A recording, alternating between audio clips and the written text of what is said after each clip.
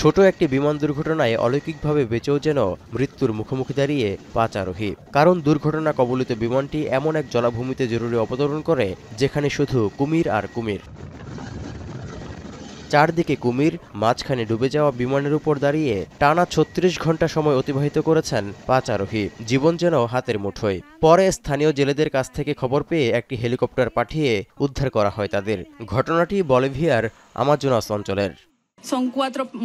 Son tres mujeres y un niño y mi hijo. Serían 5 en total.